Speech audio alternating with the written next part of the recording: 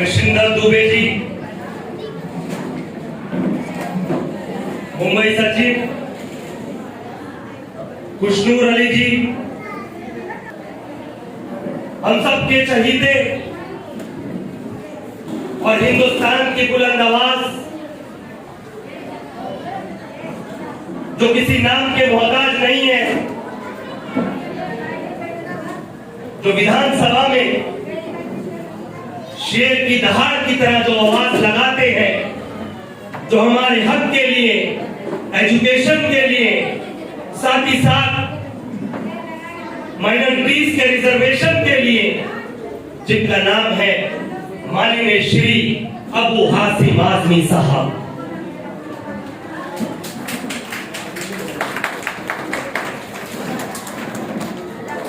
दोस्तों, आपको ये पता होगा कि इस वक्त देश का माहौल कुछ सही नहीं चल रहा है।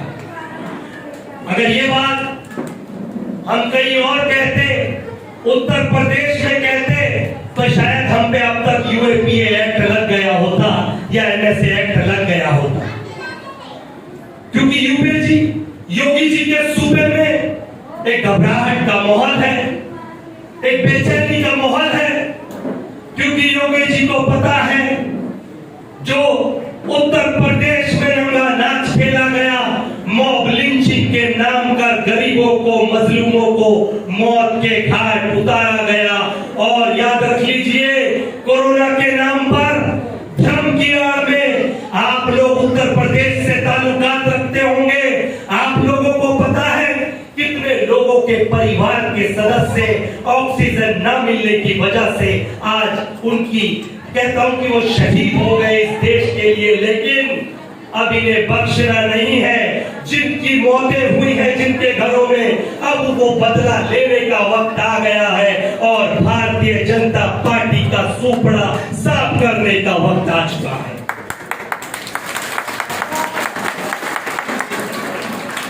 मैं आज आप लोगों को ये बातें इसलिए याद दिला रहा हूं, कुछ लोग कहेंगे चुनाव का वक्त है, नेता आते हैं, भाषण देते हैं और चले जाते हैं। ऐसा नहीं है। मैं एक पेशे से वकील हूं।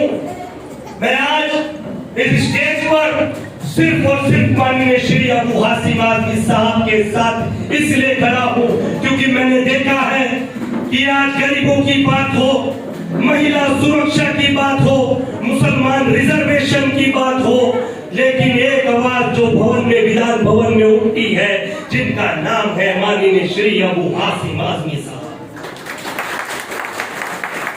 हमेशा गरीब कुछ लोग की आवाज उठाते हैं और कुछ लोग ये कहते हैं अरे ये नेतागिरी कर रहे हैं, कुछ लोग कहते हैं ये मुसलमानों के नेता हैं, कुछ लोग कहते हैं ये उत्तर भारत के नेता हैं। अरे हमें फक्र से कहते हैं कि हम कॉन्स्टिट्यूशन को मानने वाले हैं, हम डॉक्टर बाबा साहेब के अम्बेडकर के बनाए हुए संविधान पे चलने वाले हैं।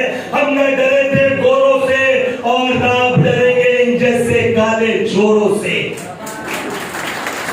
ध्यान रख लीजिए, मैं नेतागिरी करने नहीं आया, लेकिन मैं आप लोगों को जगाने आया हूं, क्योंकि अब जो उत्तर प्रदेश में आग लग चुकी है, विधानसभा के चुनाव है।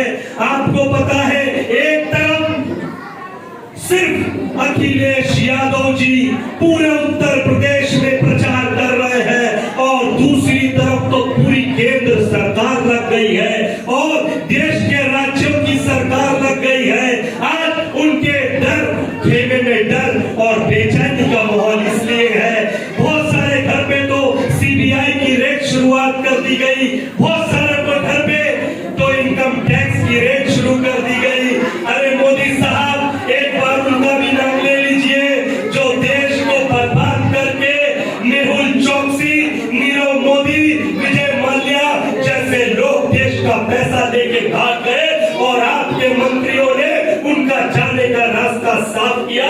एक बार उनका तो नाम ले लिया करो। मुझे पता है कि मोदी जी के खास मित्र हैं और वो नाम नहीं लेंगे। मैं आप लोगों को सिर्फ ये बताना चाहता हूं कि अब वक्त आ गया है है, हमें सत्ता की लड़ाई लड़नी है और उत्तर प्रदेश में समाजवादी का परचम लहराना है और माननीय श्री अखिलेश यादव जी को वहां का मुख्यमंत्री नियुक्त करना है। ये काम सिर्फ आपकी मदद से, आपके लोगों की मदद से होगा, क्योंकि आपके लोग उत्तर प्रदेश में भी है। गांव-गांव, शहर-शहर, जिला-जिला जाए और ये बताए कि समाजवादी पार्टी ने क्या किया और भारतीय जनता पार्टी आज क्या कर रही है। मैं आज आप लोगों को बताना चाहता हूं कि आज का मसला है। महाराष्ट्र में अधिवेशन चल रहा है असेंबली में। आज जो 5% रिजर्वेशन की बात हुई थी, उस पे वक्फ बोर्ड के जो मिनिस्टर हैं हमारे नवाब मलिक साहब, उन्होंने कहा कि अभी हम 5% रिजर्वेशन नहीं दे सकते। भाई क्यों नहीं दे सकते? जब भारतीय जनता पार्टी की सरकार थी तो बड़ी सीना ठोक के, छातियां पीट पीट के ये कहते थे कि ये भारतीय जनता पार्टी के लोग मुसलमानों को, माइनॉरिटी को एजुकेशन के नाम पे 5% रिजर्वेशन नहीं दे रहे। अरे आज तो तुम्हारी सरकार है, आज अघाड़ी सरकार है, महाविकास अघाड़ी का नाम दिया गया, लेकिन उसके बाद भी होने के बाद 5% रिजर्वेशन नहीं दिया जा रहा है। मतलब आप हमें बेवकूफ बना रहे हैं। लेकिन याद रख लीजिए, हम ये कहना चाहते हैं, हमारे नेता के साथ अगर छलपटक किया गया तो याद रख लीजिए, हम ही लोग हैं महाविकास अघाड़ी को बनाने वाले और हम ही लोग होंगे तुम्हें गिराने वाले, और हम बनाएंगे, सरकार भी बनेगी, नेता भी हमारे होंगे, सिर्फ सीट चेंज हो जाएगी और मुख्यमंत्री चेंज हो जाएगा। ये याद रख लीजिए, ये बहुत सोचने की बात है, बहुत समझने की बात है। अपने हक की बात करना सीखिए और साथ ही साथ मैं उन महिलाओं को, माओं को, बच्चों को ये कहना चाहूंगा, अपने बच्चों को पढ़ाएं। कहते हैं कि आज हम दुनिया की हर जगह घूमने जाते हैं और हर दुनिया के शौक पूरे करते हैं, करिए, ये सबका हक है, कॉन्स्टिट्यूशनल राइट है, हमें करना चाहिए। लेकिन हमारे बच्चों को अगर पढ़ाना है, थोड़ी अपने खर्चों में कमी बेशी करनी होगी, लेकिन हमारे बच्चों को भी यूपीएससी का एग्जाम क्रैक कराकर हमारे बच्चे भी, चाहे वो हिंदू हो, मुसलमान हो, दलित हो, सिख हो, ईसाई हो, हमारे बच्चों को भी हक है आईएएस अधिकारी बनने का, आईपीएस अधिकारी बनने का, आईएफएस अधिकारी बनने का। लेकिन ये कब होगा? जब आप कोशिश करेंगे।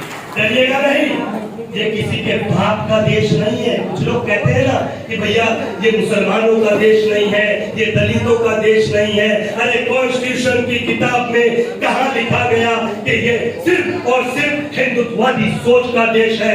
कॉन्स्टिट्यूशन में ये लिखा गया था, आर्टिकल 14 से लेकर आर्टिकल 18 पढ़िए, उसमें लिखा गया है कि संविधान में सभी धर्म, सभी जात, सभी पात के लोगों को उतना ही हक है। जिसे ऐसे लोगों को हक जो बता रहे हैं जिन्होंने अंग्रेजों के वक्त में आजादी जब हम ले रहे थे, हमारे बाप दादा कुर्बानियां दे रहे थे और ये दलाल अंग्रेजों की गुलामी कर रहे थे और हमारे बाप दादा सीनों पे गोलियां खा रहे थे और उस वक्त ये दलाली कर रहे थे। हमें ये सोचना होगा, समझना होगा कि हम, कुछ लोग कहते हैं कि आज मुसलमानों ने इस देश के लिए क्या किया। मेरे पास एक लिस्ट है, बहुत पुरानी लिस्ट है और उसमें ये चीजें हैं कि ये क्या क्या चीजें हैं और किसने किसे बनाया। मैं आपको ये कहना चाहता हूं, सन 1942 में साइमन गो बैक का नारा देने वाला कौन था पता है आपको?